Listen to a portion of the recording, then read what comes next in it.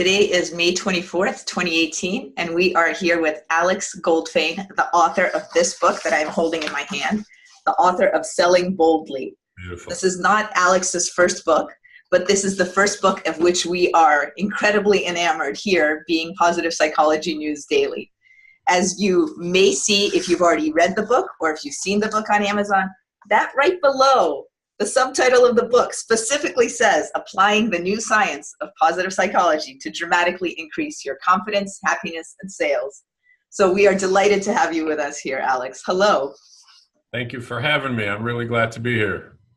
I'm going to do a little intro about you so that people who don't know you will get to know you a little bit. And I'll just, even from the beginning, say, I read this book. I called Alex right away. His phone number is right on his webpage. I immediately said, how has nobody studied positive psychology and sales in depth previously? Marty Seligman had looked at this years, decades ago, but it's just not been a big thing. Are you from the positive psychology world? Are you from the sales world? So I'll give a little bio of Alex and then we'll get started. We really want to know about positive psychology and sales. So today is going to be all about that. Who is Alex? Alex helps clients who want to grow revenue and very quickly. In fact, Alex's average client grows their revenue by 15 to 20% in their first year of working with him. That's a lot of money of client revenue. Alex delivers over 50 keynote speeches and workshops on sales in any year. And this latest book that I was just holding up, and what the reason that you are here with us today, Selling Boldly, is now also a Wall Street Journal bestseller. And the second printing just arrived at the publisher's warehouse, Wiley, and it is to have a pretty cool gold banner there on top that says so. So that says Wall Street Journal. You said it's not my first book. It's my fourth book, and it's kind of the goal, right? You want to, some people say they don't care. I cared, and so I'm really excited that that it got there. So that's cool. Congratulations! Wonderful, wonderful. Thank you. Okay, before we dig into sales and positive psychology, we're going to do what we do in all of our sessions, which are a series of rapid fire questions. So here we go. Okay. What do you most want people to know after they've been with us for the next hour? That the optimistic salesperson outsells the pessimistic one, that the happy salesperson outsells the unhappy one, that the bold salesperson outsells the meek one. And as you know better than me, these are all positive psychology concepts. These are all positive psychology ways to look at the world. And the underlining point of all of that is it's up to us. We get a choice. We get to decide to be optimistic instead of pessimistic, and we're the only ones. Animals don't get to decide. We get to decide, we humans. So we might as well pick the right thing. That's the biggest thing I want people to know and take away. And if you could just magically snap your fingers and suddenly, starting from tomorrow morning, everybody in the world were doing one thing, what would that one thing be? Pick up the phone and make phone calls instead of emails. Say more. Be a human. People want to interact with humans. People want to know that you'll be there for them. Be present. Show people that you care. You're not bothering them. You're not annoying them. The book starts out, as you know, with a long part on how fear costs us a whole lot of money, millions. Sometimes for companies, tens of millions, hundreds of millions, sometimes billions, depending on the size. And fear is the reason we don't do the things that we know we should do. We all know that the telephone is a more effective selling tool than email, and yet we go to email. So the one thing is, pick up the phone, be present. Pick up the phone and somebody is making a comment, or go see your client or prospect. You actually speak more about picking up the phone than visiting your client or prospect. Why is that, Alex? Obviously, in-person meetings are more effective than the telephone call, and obviously the telephone call is more effective than emails. But the thing that most people do most, by a lot, by like 90%, 95%, is we send emails. And as I told the client here today, I'm actually in a client's office in Michigan. I live in Chicago. I told the client here today that An email is really just a tiny bit better than doing nothing at all, really. Oh, that's so painful. Yeah. So, did they get it? If they got it, did it land in their inbox? If it landed in their inbox, did it cross their conscious awareness, their eyeballs? If it crossed their eyeballs, did anything register? If anything registered, 2 minutes later, do they still remember it? 5 minutes later, do they still remember it? 10 minutes later, do they still remember it? So that's why the lowest hanging fruit solution to do instead of emailing is phone calling. Of course, the personal meeting is better. I mean, that's, I'm here. That's what I'm doing here at this client's office. But, the telephone, I think, look, if you can replace 10% of your emails with a phone call during your day, or let's even make it simpler. And I don't think I've ever thought about it this way before. If you can replace 5% or even just one, if you could replace one email with a phone call during your day, just one every day, right? So that's 5 a week and 20 a month and 240 a year. That's 240 personal human interactions. Even if you've got to leave a voicemail, that's okay. Yeah, talk to me about that. So I call a prospect, I call a client, and we're not working together currently, but that client has loved my work, and I get a voicemail. What do I do then? You leave a message. I say, I was thinking about you. Yeah, how are you? How's your family? I was thinking about you. Look, they get to hear your voice. And then what? Get to the point of the phone call. Leave your phone number. It's not that hard. We overthink it, Senya. But and I think the reason is, number one, we're afraid. We're afraid of not getting a phone call back. We're afraid of taking their time and being yelled at. We're afraid of losing the customer. And also, it's interesting. We kind of psychologically, we view the voicemail as a failure, as a loss, right? We got rejected by this stupid telephone. But it's not a failure. You're not losing. You're winning. They get to hear your voice. We think that the customer hears from everybody they know on the telephone. We think they're getting phone calls all day, right? We assume that people are getting bombarded by phone calls. In fact, that's not true. Nobody's calling. Everybody's afraid. Everybody's emailing. Nobody's calling. So if you want to stand out from the crowd, which I would suggest is the goal if you want to make money, pick up the phone. Okay, so I've left a voice message, and then what? And then go on with your day. Stop thinking about it. Fine. Do I leave other voice messages later that week? Well, if they haven't called you back, you might, depending on how urgent it is, you might try again. You might, just to keep yourself sane, you might give yourself like a 3 or 5 effort maximum, and after 3 or 5 efforts, you might leave a final voicemail that goes like this. Listen, Tom, this is the 5th one. I haven't heard from you. I'm done trying. I've appreciated our interaction. If you want to get me, here's my phone number. And if we don't connect on this, I hope we can come together on something soon. And you end it gracefully, but let yourself off the hook. So connect, and then disconnect. Yeah, I guess so. But I think if you leave a message or two, they should call back, right? If they don't call back, they're either not interested or they're being rude, one or the other. Or they follow up by email. Yeah, if they email you, then email them back. Email. Okay. So a few more before we get into depth on selling boldly. What did you want to be when you grew up? Man, that's tough. I can tell you what my parents wanted me to be. They wanted me to be a doctor, and then they wanted me to be a lawyer. And then I actually went to a clinical psychology graduate program to be a clinical psychologist, a doctoral program. And I didn't like that. So I stopped and I started in a business. So, I guess growing up, I kind of, halfway wanted to be a doctor, and my parents were the other half. You know how it goes. So half. Okay. What's the bravest thing you've ever done? Oh, man. It's interesting. When you're in business and you're an entrepreneur, sometimes I feel that,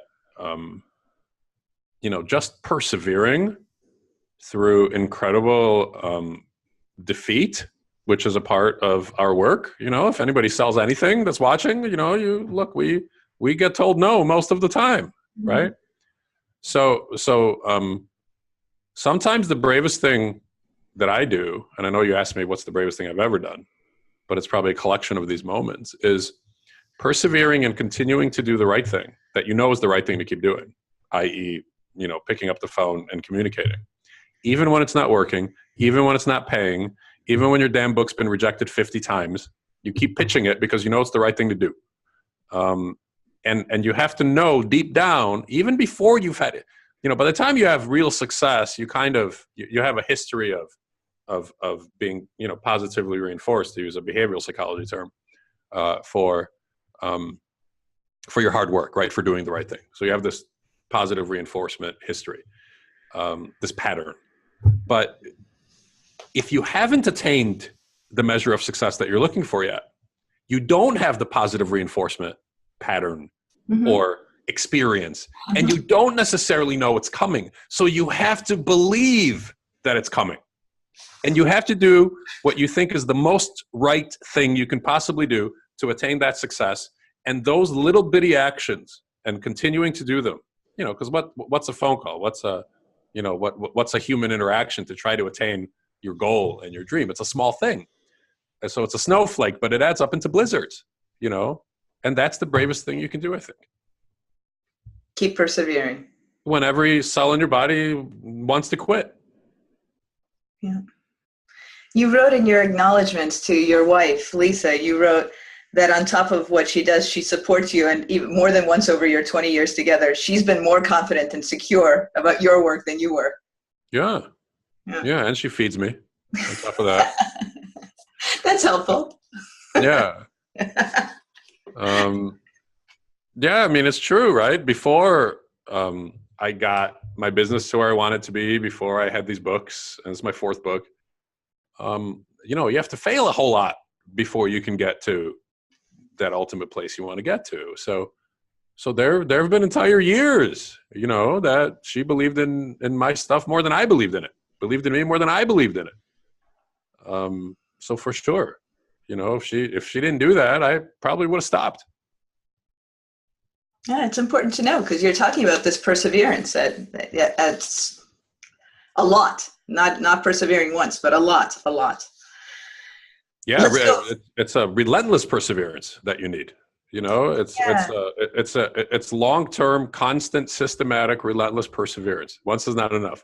Yeah, I'm going to hold up, which is page 50 in your book, and it's throughout your book. It's this chart of what people are doing boldly and what people are doing fearfully. So you're pointing to this one. I don't even know if my finger is going to get up there, but this consistent perseverance. Yeah, good. That's a good connection by you saying that. Most people, when we get a no in any part of our life, I come at it in the book and in my work from a sales perspective. But when most people get rejected, most people stop. And so that's what I call a quick surrender. And that's kind of the default position, because that's what we do naturally. Perseverance isn't a natural instinct. Stopping the pain is a natural instinct. We want to run away from what hurts. It doesn't feel good. I want to stop it. And so persevering in spite of the pain and the discomfort and the rejection is an unnatural instinct. But that's the one that's going to help you succeed and make you money and help you feed your family and make you happy. Frankly, that's the one that's going to make you happy. Quitting isn't. Yeah.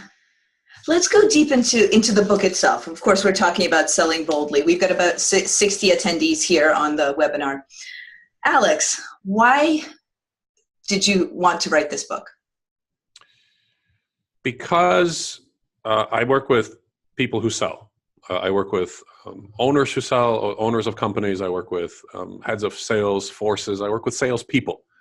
I work with customer service people. If you face customers, you're among the group of people that I work with. And I realized that the single greatest thing impeding all of our success, our meaning people who sell, I do it, I'm inclusive of myself because that's what I do for my business. The single greatest thing that obstructs sales success is fear. fear. We're afraid of everything.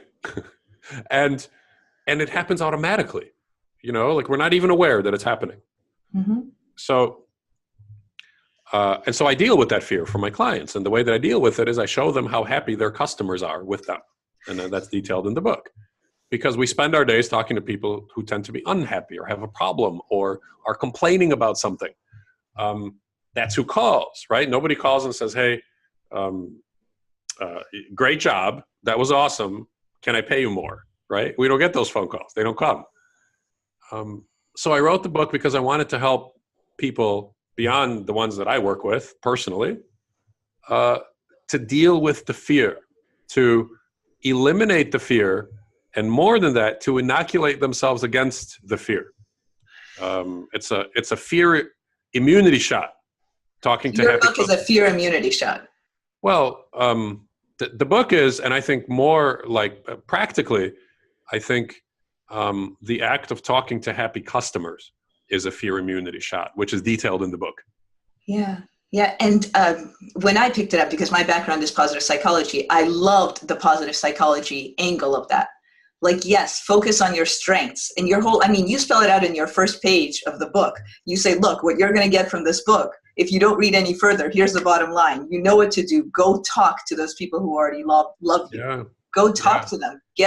Learn from them who else you should be talking to. It's really, we think in positive psychology, sometimes we think about the world as, here, I'll draw it this way, as this bell curve of all possible actions in the world. Yeah. So the middle is just the regular. Here's life. Here's regular life. Which way are you looking at me? So there's I can't figure out which way is the positive angle. You're doing great. I'm with you. But in one, well, why not just focus on those? And that's what you're saying. You're saying, look at those. What are your outstanding cases? Where do people love you? How can you replicate that more? Yeah, and that's 90% of your customers are happy ones. It's just that we hear from the 10% who are unhappy 100% of the time. 90% are silent because they're good. They're dealing with their other problems. They have other people that they are unhappy with, so they're calling them. They're not calling you. So I've just realized, I read the book before this, but I'm just realizing in speaking to you, it's not just that you're saying, as you said at the beginning here, get on the phone, call people. You're not saying that because you're saying, I don't remember the statistics, but when you talk to salespeople, they make 4 calls a day? I don't remember, but it's 10 4 hours. So the number is hours per week on the phone, right? 4. So we work for 40, but we spend 4 on the phone. And I think part of what you're saying now is, yes, increase that number of hours, but it's not like go reach out to the customers who aren't happy more. Reach out to the ones where you're going to have an engaging discussion. The ones who are unhappy are calling. Don't reach out to them. They're going to reach out to you, right? Yeah. You don't have to worry about them. They'll make themselves known. What we have to do is go find the happy ones. Like when we're at a restaurant, Senya, and the waiter or waitress is not doing very well and they haven't brought us our drink in 20 minutes, we complain to the manager. Yeah. But when we're at the restaurant and the waiter or waitress is doing particularly well, we do not call the manager over to compliment. So the complaints come proactively, but the happiness, right? The emotional positive feedback, which feeds the soul and is fuel for doing the righteous work that we need to do, that doesn't come. We have to go get it. Yeah. And so that's what this work is, to go get it. Can you describe a client story of your own where you've gone in and you've trained them in your selling boldly method? Yeah. And how they've changed? Sure. Well, I'll give you an example. I do a launch workshop, and then I do a half-day follow-up workshop about 90 days later.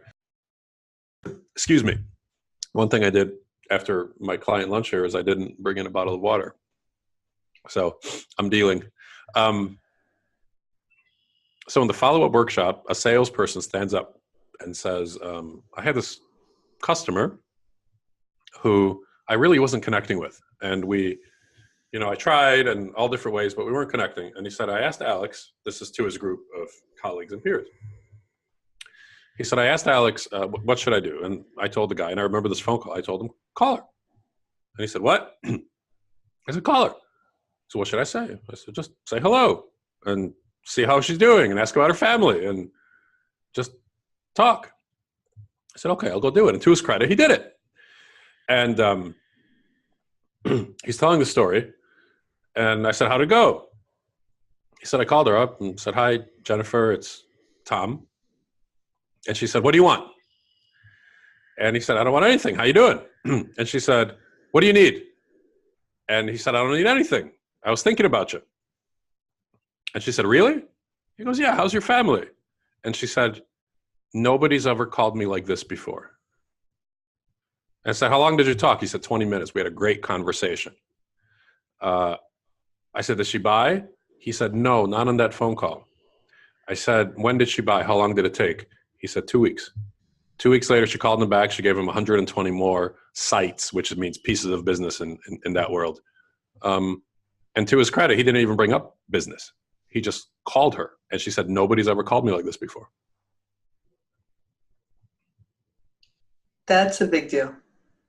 Yeah.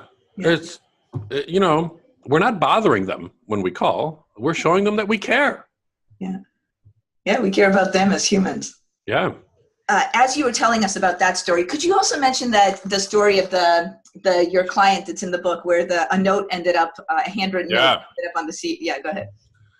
Yeah, so one of the techniques that I teach is the proactive phone call, which we've talked at length about now. Another technique that I teach is the did you know question, which means did you know that we can also help you with X or Y or Z, because we assume the customer knows, but in fact they don't. Even if we've told them, they don't already know. And yet another very complicated may I pause you there just because of that? I was shocked at this part of your book. I was reading through, I run a coaching business. I know a lot of the people on the call, they run coaching businesses or consulting businesses. What do you mean my customers don't know? And then I started thinking about it. And when I have, previous to reading your book, asked, do you know? I'm surprised the degree to which they've said, no, we don't know. No, we don't know. And your explanation of this, that their conversation with me is this small in the scale of their day. They don't know that we also do partner coaching or group coaching or whatever it is. Yeah. And see, we remember every time we tell them about those things, but they don't remember. And the reason they don't remember is they're busy, or they didn't have a need for it at that moment, or it didn't register, or they had a fight with their significant other that morning and it didn't register. And it's a little bit the curse of knowledge. We know everything we do, so we think that we've shared it. Yeah, and we assume, you know, there's two things, you know, there's two levels in what you just said. The first one is we know and we assume they know. The second level of knowledge of what you said, the deeper level, is sometimes we confuse thinking about something versus actually doing it. So because we think about, to use your words, group coaching, right? And so, God, I got to get my group coaching going. I got to, you know, that's something I really need to tell all these clients about. And it's on your mind all the time. And you're laying it out and you're writing it up and it's on your website and you're thinking about it and you're falling asleep and you're thinking about it and you're waking up and you're thinking about it. We start to believe somewhere in there, incorrectly, of course, that we're also telling everybody about it and that we're talking. It's like asking for referrals. You know, I got to ask for that referral. That's another complicated technique that I teach, right? How to ask for referrals consistently. I got to ask her for a referral. You know, I need to do it. I haven't done, and then the phone rings and you have to take something else, or you get distracted. And then the next day I got to ask her and you did it. And then you write it down and you need to, but you don't. And we begin to believe somewhere in that you're asking for lots of referrals. And you're not. You're just thinking about it a lot. So don't confuse thinking about something with actually doing it. Yeah. Yeah, that's really eye-opening because we do. We all do. So please, I asked you about that handwritten note story. You were just getting to that. Yeah. So I have a client who's a manufacturer and a distributor of products. And they really messed up an order, really made a mistake. They sent the wrong thing and they sent it late. So the customer was upset that it was late, and then they opened up this very large package and it was the wrong thing. So they fixed it and they sent a handwritten note, then they sent it off. And about a month later, the salesperson of the client goes there, and the CEO comes walking out of his office with the note. He did not send the note to the CEO. He sent the note to his buyer, who's a much lower level person. And the CEO comes out and he says, this note started with the buyer, and then it went around to everybody that your mistake affected, and it landed in my desk. He said, if you didn't send this note, you would have lost us. And that's the power of a handwritten note. $5 million a year client. That's the power of a handwritten note. Just look at all of these big impact stories that you're saying. This started with a handwritten note, got to the CEO, or the do you know that leads to. I mean, it really is you're doing little ripples that can end up in big things. Snowflakes into blizzards. Each action on its own is tiny. It takes 5 minutes to write a note. It takes 3 seconds to ask a did you know question. It takes a minute maybe to follow up on a proposal or a quote. They're nothing. But 1 is not enough, 10 is not enough, 100 is not enough. It's the system of doing it consistently. That's what we need. And when we do it all the time, what happens is you take the timing out of it. So here's the beauty of this, right? You take needing to time your scratch to their itch completely out of it. So if you say, listen, Amanda, I have group coaching and this is what I do. And, are you interested? Can I tell you about it? She's like, no, I don't need group coaching right now. No. And then if you never go back to it again, you will never, ever sell her group coaching. But if it's in your materials passively and you're telling her all the time, about group coaching. Did you know we do group coaching? Then a week later, hey, have we talked about group coaching yet? And then a week after that, Amanda, I got to tell you, I have a great group coaching success story.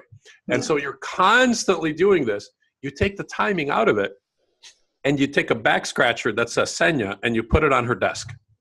Okay. And when she has an itch, she picks it up and she scratches. You don't have to worry about when it itches. She decides that. You just communicate all the time and then you take the timing out of it, which is really a great relief. Like that's a big weight off your shoulders. And I want to add, which to me almost is like a contradiction to what you're saying. Okay, I'm going to put this up again, but your 4th or 6th to last one, this focus on value and relationships versus focus on products and services. Yeah. So even though this do you know question and this here are other products, you mentioned product related things, but your entire messaging in the book is call Amanda because you want to say hi to Amanda. Well, I think that when you tell Amanda how you can help her, you're helping Amanda and you're focusing on value and relationship, So the key is that you're not pitching or selling. The key is that you're helping. And we do it in helpful ways. And in that case, you are focusing on value and relationship. Mm-hmm. Mm-hmm. We're going to do about 1 or 2, maybe more questions before we get to the questions that are in queue and the Q&A at this point. What is the hardest thing from your own method from selling boldly for you to do? And how do you get yourself to do it?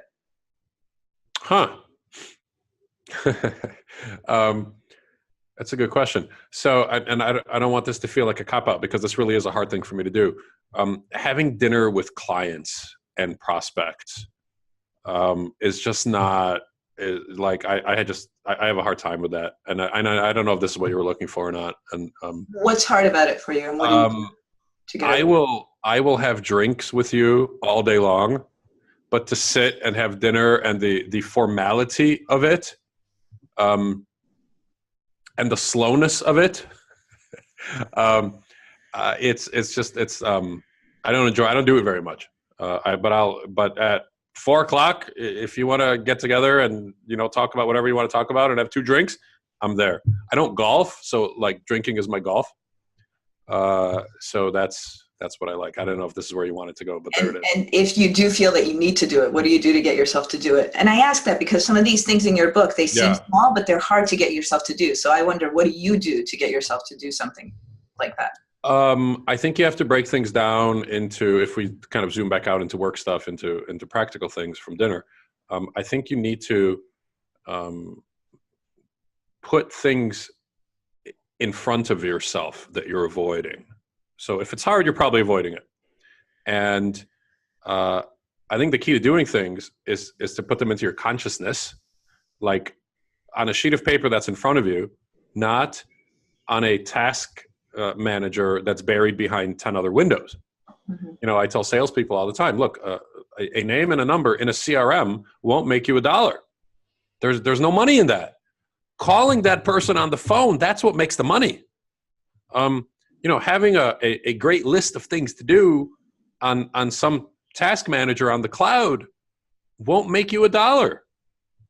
So I keep all different, all manner of paper, but I have paper, and then I'm a fountain pen guy.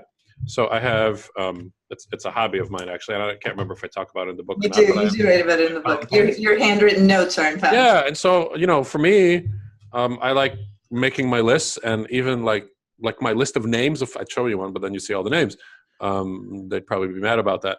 But it's literally there is a prospect list on a piece of paper in all manner of categories on one sheet with phone numbers next to it, and I dial the numbers with my finger. That's what I do. It's very physical. It's very. Yeah, ultimately, it's not hard to grow sales, but there's and all the people watching. You said there's 60 people. All the people watching already knew everything we're talking about, right? Like, if you need to sell for a living, you already know that the phone call is better than email, and yet we email, right? You know that referrals are a great way to grow a business, and yet we don't ask. So there's a big difference between knowing what to do and actually doing it. Knowing what to do also, like the CRM, won't make you $1. Knowing what to do isn't enough. Doing it. So if you're watching right now, it's 1:36. We're here for 25 more minutes. It's 2:36 Eastern. What are you going to do? That's the question, right? Not, I came to a webinar and Alex planted some seeds with me, which I'm going to forget in 36 hours, because that's the rule of thumb. If you don't do something in 36 hours, the research shows us that it's gone. It's like we were never here, right? It's like we never talked. So what are you going to do? Doing the work is what's going to make you the money. So the things you want us to do are to commit to asking a client that, did you know we also offer this? Or to calling a client, or to writing a handwritten note, these kinds of things. Is that what you're saying? Asking for a referral, to asking for a testimonial, or to following up on a proposal, or just be present. Will you demonstrate asking for a referral? You describe it in detail in your book. Sure. Senya. And we didn't prepare this in advance, so let's see what happens. Listen, who do you know like yourself who might run a podcast or a webinar, or perhaps they write in some publication? Because interestingly enough, the business and the sales world has picked up the book quite well. But our conversation here is the very first psychology or positive psychology, any psychology related conversation I've had with anybody. So who do you know in that world who would benefit, or whose audience might benefit? Maybe they'd write an article. Who do you know in that world that would benefit from an interaction like this, like you and your audience does? Okay, I can think of two people that I'd be glad to tell you who run Positive Psychology. One is an article and another is a webinar. Nice. So pick one. What's his or her first name? The letter T. The letter T, okay. Everybody in positive psychology knows everybody. Okay, just the letter T. All right. And what's the organization? Are you going to give me another letter? Because you want to, right? What's the organization? You wanted me to ask for a referral, Senya. Here it is. I'm asking. He writes for for Psychology Today. Oh, good. Okay. And you think that an article on the book or on the concepts in the book might work for him? Might be in line with what he's interested in. Excellent. And so here's part two of asking for the referral. Is it better for you that I reach out to him and use your name, or would you like to connect us? I'll email you his name and email, and you can send him an email.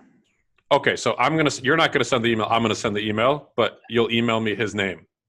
Okay, and then can I use your name? Is that okay? Absolutely. Oh yeah. Okay. I'll give him a heads up before you do. Yeah. Oh, you will. Okay, perfect. So you'll let him know I'll be called. That's perfect.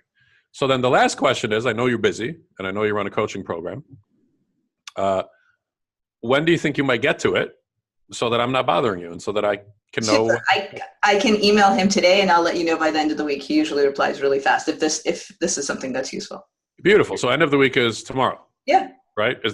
He replies really fast. It's not too soon? Okay. No. So now I'm going to summarize back to you. So you're going to connect me with the letter T. who writes for Psychology Today. And you're going to let him know that I'll be reaching out to him, but you'll also send me an email, probably today or tomorrow, about how to reach out to him. And then if I don't see your email by the end of the day tomorrow, I'll just send you a note to remind you. Is that okay? Absolutely. I have your permission to do that? Yeah. Okay, cool. So that is how to ask for a referral. So what happened there is I got 3 things. And there's a planner for it in the book. There's an actual form. And you can download all of these planners right from my website. You can go to goldfayn.com. You'll probably link to it somewhere. Mm-hmm. Go to my last name, which is goldfayn.com, Fayn. And you can download these planners. But there's a referral planner there. And it will tell you, like I just demonstrated, we need 3 things. The first one is I need the who, right? So now I have the letter T. Mm-hmm. And I know what he does. He writes for Psychology Today. The second thing you need is the how. So how is this referral going to happen? You said you'll email him and you'll email me his contact, and then I'll reach out. So now I know the how. And the third thing is you do need the when. If you don't have the when, you don't have a referral.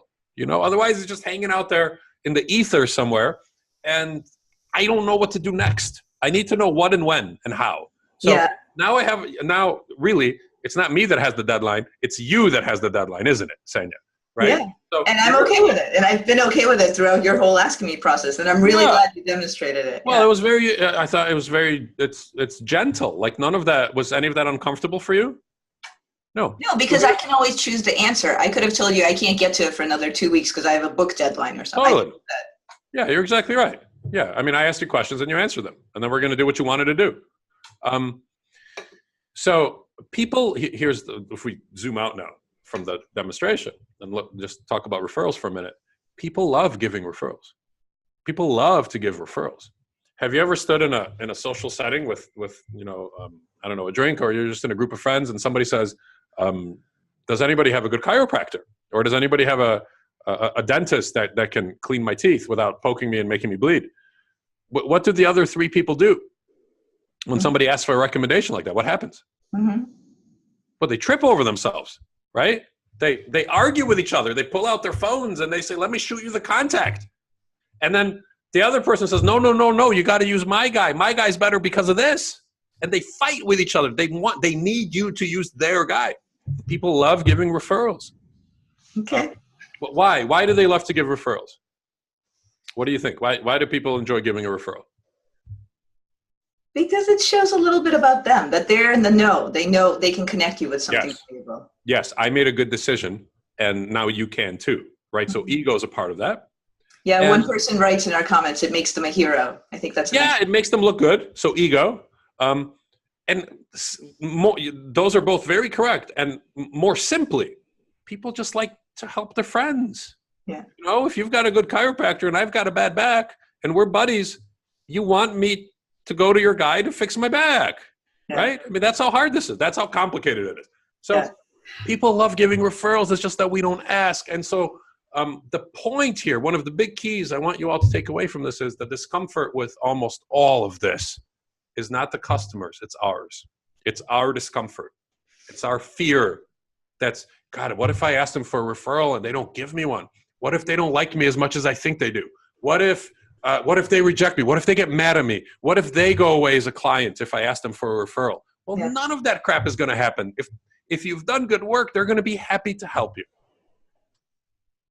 Let's get into the action part of our webinar. The action part means I'm going to start asking you some of the questions that people have been asking in the Q&A section. And also, for everybody who's on this webinar, into the chat box. You can even either do it to everybody or just to the panelists. We'll be reading them out. Please write what you want to do in the next day, in the next week, in the next 2 weeks. What do you want to do when you get off the phone? Alex is telling us these are practical things. Don't be thinking about them. So what do you want to do? Do you want to ask a do you know question?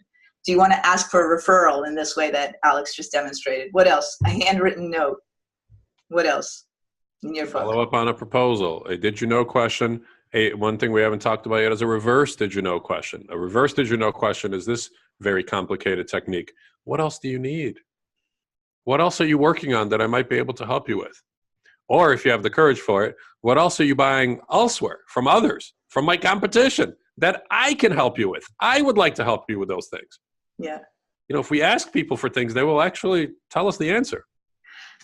So let's do it. We're going to do that at the same time. For example, one person wrote a handwritten note while he was talking. You multitasker. We're going to have to talk about multitasking with you in a separate webinar.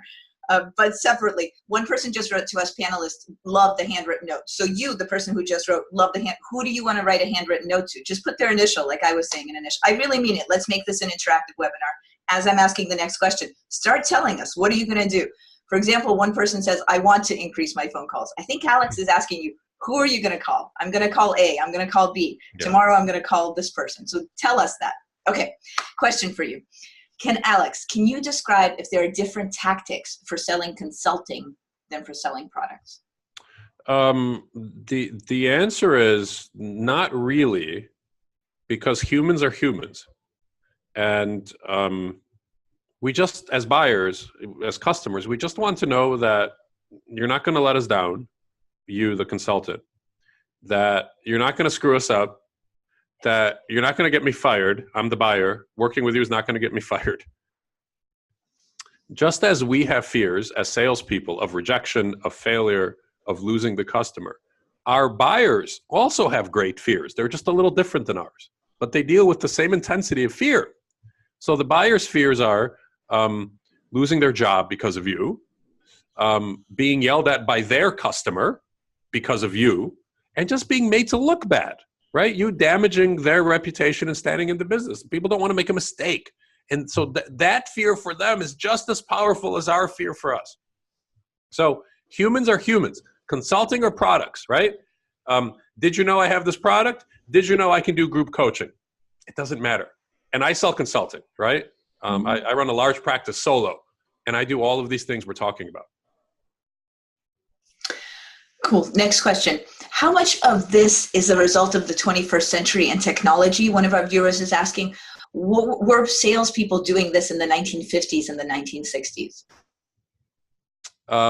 This, I'm going to assume, when you say were they doing this, I'm going to assume that means like not communicating personally and kind of falling back on the less personal communication approaches.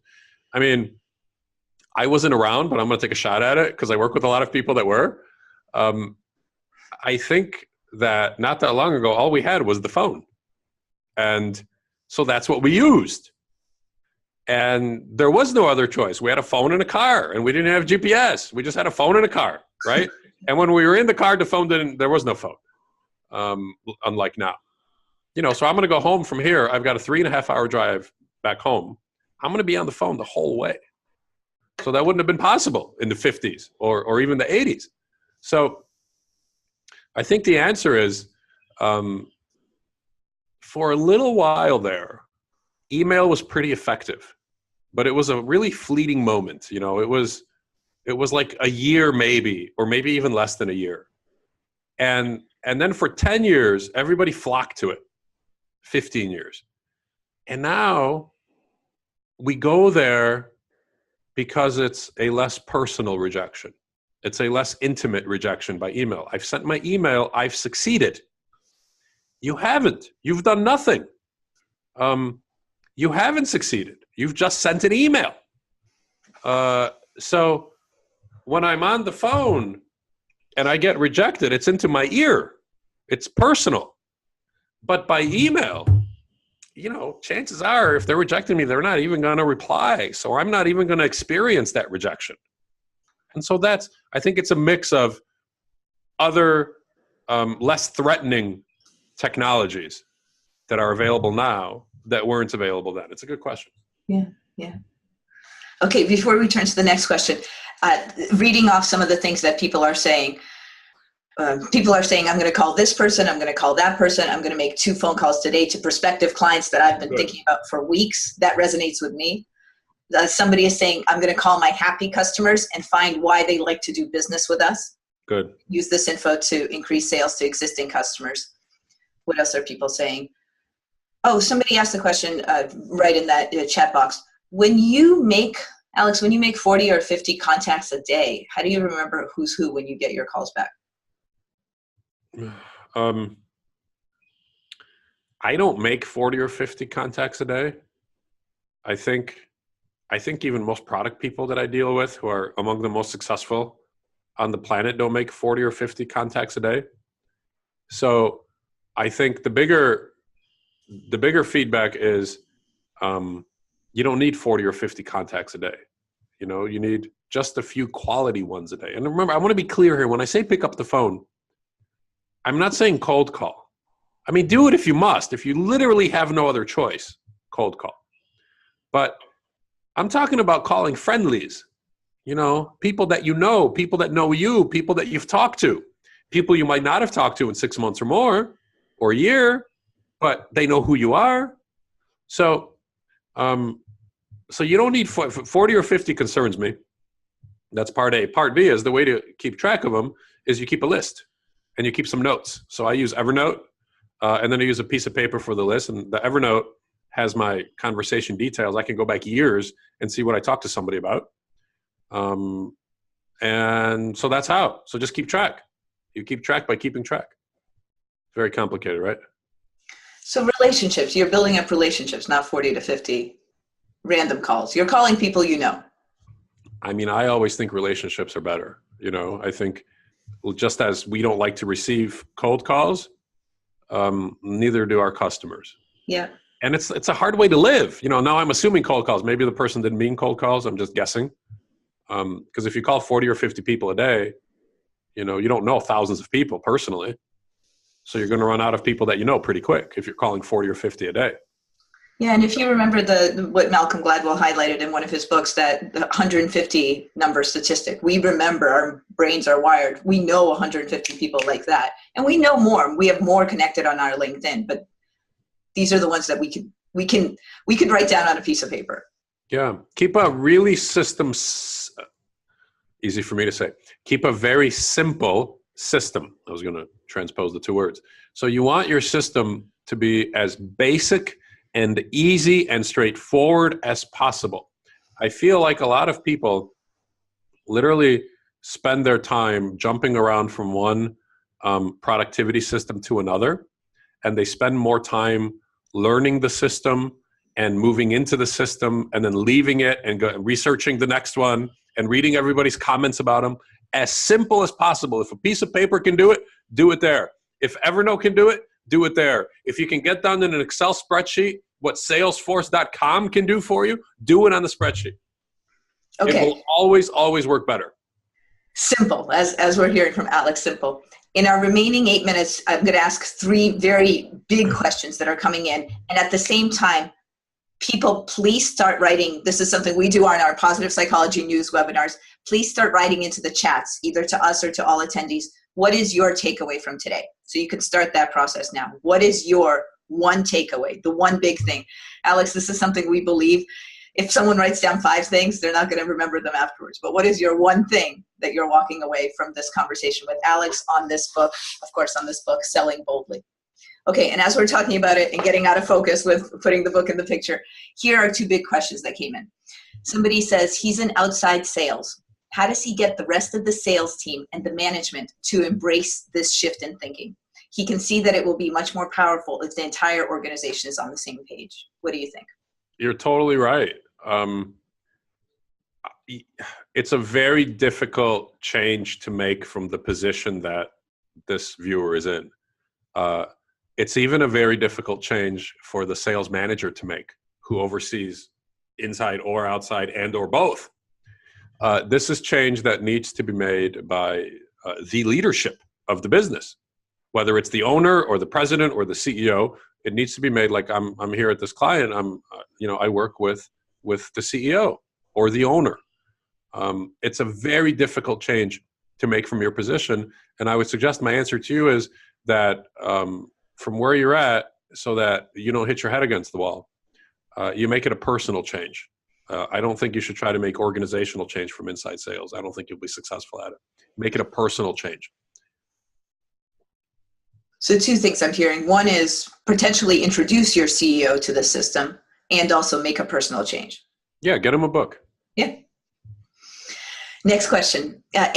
Before I read the next question, some of the things people are saying are overthinking leads to fears.